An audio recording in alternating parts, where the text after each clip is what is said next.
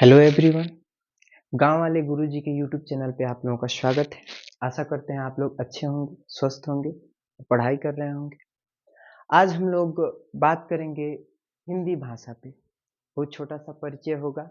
हिंदी भाषा भाषा क्या है, हिंदी भाषा का स्थान क्या है, हिंदी भाषा का विकास क्रम क्या है, लेखन की दृष्टि से भाषा कैसे बनी, उसका लिपि क्या है और हिंदी शब्द की उत्पत्ति कैसे होगी, इसके विषय में हम लोग थोड़ी सी चर्चा करेंगे।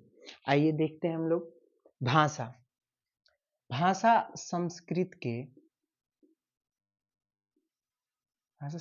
के भास धातु से बना है। भास धातु से बना है। आपके मन में प्रश्न उठेगा कि धातु क्या होता है। जैसे हिंदी में हम लोग कहते हैं क्रिया या अंग्रेजी में वर्ब शब्द का प्रयोग करते हैं, वैसे ही संस्कृत में धातु शब्द होता है। धातु शब्द होता है।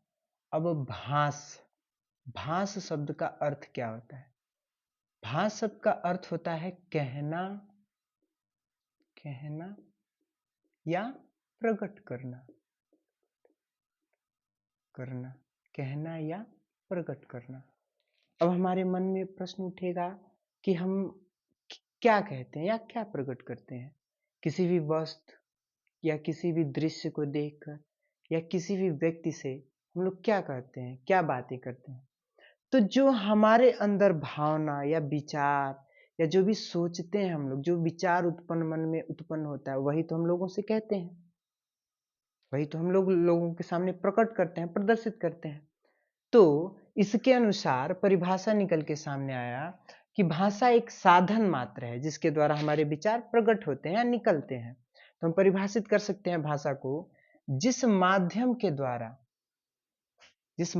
द्वारा व्यक्ति अपने मन के भाव, विचार आदि को व्यक्त करता अथवा प्रकट करता है, उसे भाषा कहते हैं। अर्थात भाषा एक साधन है, भाषा एक सवारी है जिसपे विचारों की, भाषा एक गाड़ी है जिसपे विचारों की सवारी निकलती है या भावों की सवारी निकलती है, ऐसे कह सकते हैं। अब आगे है कि हिंदी जो भाषा है, हिंदी भाषा विश्व की लगभग 3000 भाषाओं में से एक है।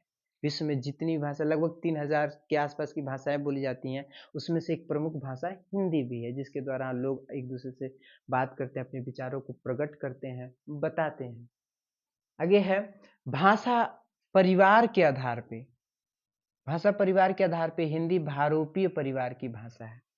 अब प्रश्न जगेगा आपके मन में कि भाषा परिवार क्या होता है। भाषा समझ में आ गया कि भाषा एक साधन है, एक माध्यम है जो विचारों को प्रकट करता है, लेकिन अब प्रश्न उठेगा कि भाषा परिवार क्या है। तो जब ये सृष्टि बनी, जैसे अन्य अन्य महाद्वीप हैं, 7 महाद्वीप हैं, तो हर महाद्वीप में एक ही तरह की भाषा तो बोली नहीं जाती है, सभी जगह अलग अलग प्रकार की भाषाएं बोली जाती हैं। तो कुछ भाषाएं ऐसी होती हैं जो एक दूसरे से संबंध रखती हैं, कुछ ना कुछ समानता हो जाती है उनमें। तो इन्हीं भाषाओं को, जो भाषाएं एक दूसरे से संबंध रखती हैं, उन्हें भाषा परिवार कहते हैं। क्या कहते हैं? उन्हें भाषा परिवार कहते हैं। भाषा परिवार कहते हैं।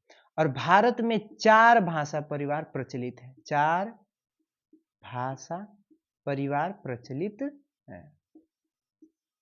है। कौन कौन से? एक तो भारोपीय हो गया, दूसरा हो जाएगा आपका द्रविड़, तीसरा हो जाएगा आस्ट्रिक, और चौथा हो जाएगा आपका चीनी तिब्बती। ये 4 प्रकार की भाषा परिवार हमारे भारत में प्रचलित हैं, जिसमें से हिंदी हमारा भारोपीय परिवार की एक भाषा है। भारोपीय परिवार के भारतीय ईरानी शाखा के आर्य उपशाखा की एक भाषा है। यहाँ तक आप लोग चीजें समझ गए होंगे, मैं आशा करता हूँ।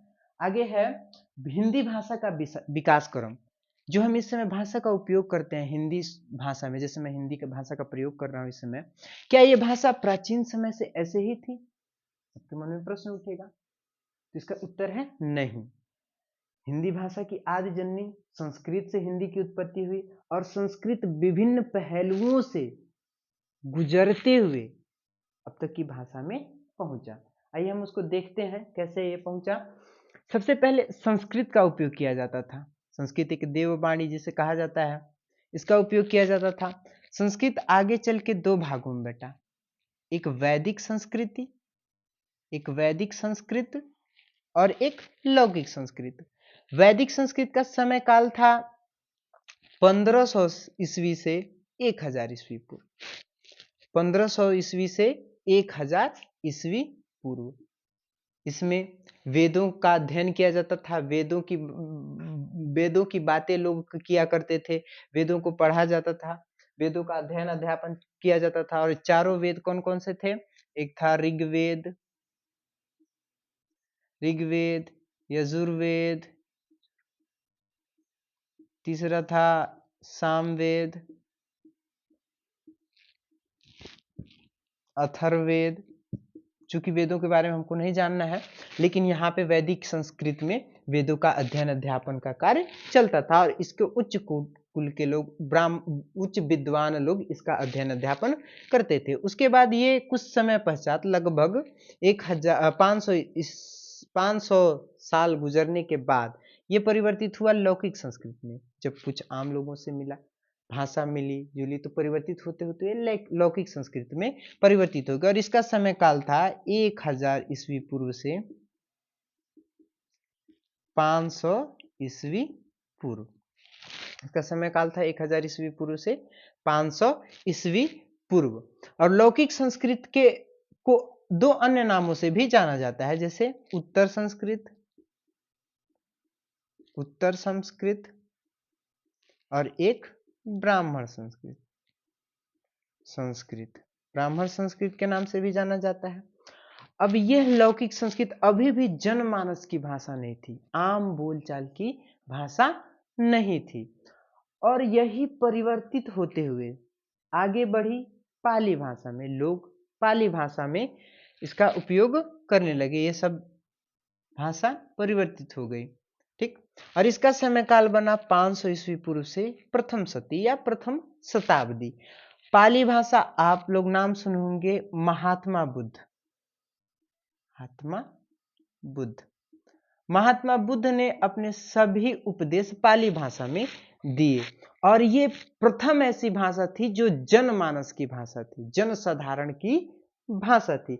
लौकिक संस्कृत भी जो था वो उच्च कुल के लोग, ब्राह्मण वर्ग के लोग, जो विद्वान वर्ग के लोग थे, इसका प्रयोग किया करते थे। किंतु आगे ये पाली भाषा जनसाधारण के बीच में भी फैली, किंतु यह पुनः आगे बढ़ते बढ़ते प्राकृत भाषा में परिवर्तित हुई। प्राकृत का मतलब ही होता है स्वच्छंद, एकदम खुले विचारों से। प्राकृत जैसे स्वच्छंद होता है, खुले विचारों वाला होता है, वैसे ही ये भाषा थी। और इसका उपयोग हुआ प्रथम शती से 500 ईस्वी तक। भगवान महावीर अपने उपदेशों में प्राकृत भाषा का ही उपयोग किया करते थे। और प्राकृत भाषा आगे बढ़ी, वह थी आगे बढ़ के परिवर्तित हुई अपभ्रंश भाषा में। अपभ्रंश, या इसको अलग अलग लोग कहते थे भ्रष्ट या बिगड़ी हुई। आगे भाषा परिवर्तित हुई और अपभ्रंश में बदली, और इसका समय काल था 500 ईस्वी से 1000 ईस्वी। अपभ्रंश धीरे धीरे परिवर्तित होते हुए बना अवहट, और इसका समय काल था 900 से 1100 ईस्वी।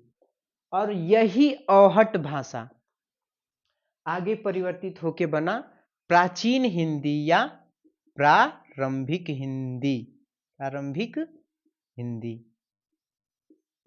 तो प्रश्न उठता है आप लोगों का कि प्राचीन हिंदी या हिंदी भाषा किस भाषा से निकल के सामने आई? तो उत्तर हो जाएगा अवहट भाषा से। ये हमने हिंदी भाषा का विकास क्रम काल के अनुसार पढ़ा, समय के अनुसार पढ़ा। अब यही हिंदी भाषा हम लेखन की दृष्टि से देखेंगे। जैसे हिंदी हमने भाषा पढ़ा, जैसे हम लोग केवल भाषा को बोलते तो है नहीं, उसको हम लिखते भी हैं, तो लेखन की दृष्टि से देखेंगे। लेखन की दृष्टि से एक शब्द आता है लिपि। लिपि क्या है? जैसे हम जो ध्वनि उत्पन्न करते हैं, लोग एक दूसरे से बात करते हैं, लेकिन एक दूसरे से बात करने के लिए और भी प्रक्रियाएं हुई, जैसे लेखन की जरूरत पड़ी, लिखने की जरूरत पड़ी। और इस लिखने के लिए हमको प्राप्त हुआ लिपि। और लिपि क्या है? ध्वनियों के लिए प्रत्येक चिन्हों की बनावट लिपि कहलाती है। जैसे आपने अपने छोटे क्लास में पढ़ा होगा कि हड़प्पा सभ्यता के लोग लिपियों का प्रयोग करते थे, कैसे चित्र बना बना के, चित्रात्मक लिपि ऐसे प्रयोग करते थे। धीरे धीरे वही लिपि परिवर्तित होके ऐसे बनी, जैसे हम इसका प्रयोग करते हैं देवनागरी लिपि का। तो लिपि क्या है? ध्वनियों के लिए प्रत्येक चिन्हों की बनावट लिपि कहलाती है। जैसे अंग्रेजी भाषा में ए, बी, सी, डी ये एक लिपि है, ठीक, रोमन लिपि से बना है। उसी तरह हमारे हिंदी में क, ख, ग जिसका प्रयोग करते हैं यह है हमारे देवनागरी लिपि का। अब देखते हैं लिपि। शुरुआत में लिपि थी चित्रात्मक, प्रतीकात्मक, उसके बाद बना वात्मक, उसके ध्वनि लिपि बनी। और ध्वनि लिपि से आगे बढ़ते हुए ध्वनि लिपि कई भागों में बटा, उसमें से बना एक ब्राह्मी आगे बढ़ा, उत्तर ब्राह्मी में परिवर्तित हुआ।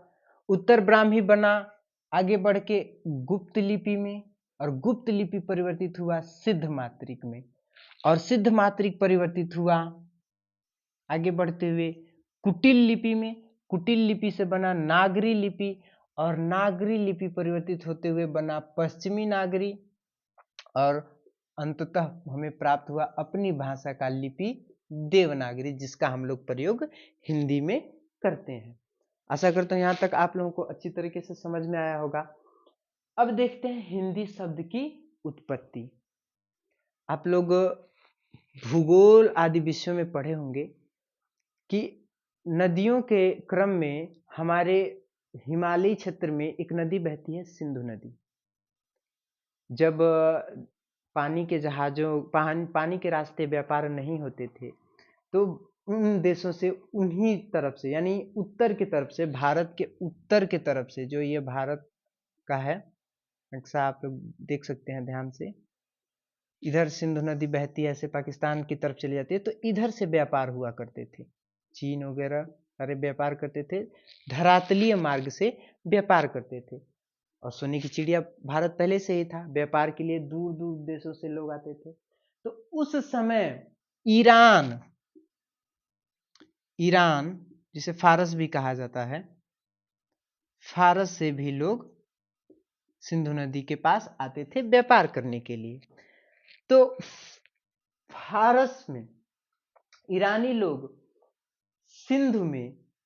सिंधु नदी के किनारे बसने वाले लोगों को हिंदू कहने लगे, क्योंकि वहां की आम बोलचाल के भाषा में, जैसे टंग ट्विस्टर आप लोग शब्द प्रयोग करते हैं, कुछ अक्षर ऐसे होते हैं जो बोलने पे बदल जाते हैं क्षेत्रीय भाषा के। जैसे बंगाली लोग कुछ शब्दों का प्रयोग करते थे, तो प्रयोग करते हैं तो अपने शब्दों में कुछ बदल के करते हैं, या फिर हम ही लोग प्रयोग करते हैं तो अपने शब्दों में बदल के करते हैं। तमिल कुछ बदल के करेंगे। उसी प्रकार वो लोग स का ह उच्चारण करते थे और ध का द। इस प्रकार सिंधु शब्द बन गया हिंदू। और हिंदू का प्रयोग वो इसलिए करते थे कि ये सिंधु के निवासी हैं, यानी सिंधु के निवासी, उसी का हिंदू बना। और बाद में ये हिंदू में दम से मात्रा हटा दिया गया और ये बन गया हिंद, और हिंद में फारसी के ई प्रत्यय लगा के हिंदी शब्द बना। और हिंदी शब्द प्रारंभ में प्रयोग किया जाता था हिंदुस्तान के निवासियों के लिए, किंतु बाद में इसका प्रयोग किया जाने लगा हिंदी भाषी लोगों के लिए और हिंदी भाषा के लिए। हिंदी शब्द का एक और प्रयोग लोग करते हैं जिसका ज्यादा प्रचलन नहीं है, जिस ज्यादा मान्यता नहीं है। हीन यानी दुष्टों का दलन करने वाला का हिंदी कहते हैं, क्योंकि उसकी मान्यता ज्यादा नहीं है। सबसे ज्यादा मान्यता इसकी है। ईरानी लोग सिंधु को हिंदू कहे, हिंद में ई प्रत्यय लगा के हिंदी शब्द बना। इस प्रकार हिंदी शब्द की उत्पत्ति हो गई। इस प्रकार ये हमारा हिंदी का संक्षिप्त परिचय समाप्त हो गया। आशा करता हूँ आप लोग को अच्छे से समझ में आया होगा। बाकी 10वीं का विषयवार अध्ययन आपका चलता रहेगा इस चैनल पे। और हम हिंदी का अगला पाठ अगले वीडियो में लेके आएंगे। तब तक के लिए धन्यवाद। आप लोग स्वस्थ रहें, पढ़ाई करते रहें, मगन रहें।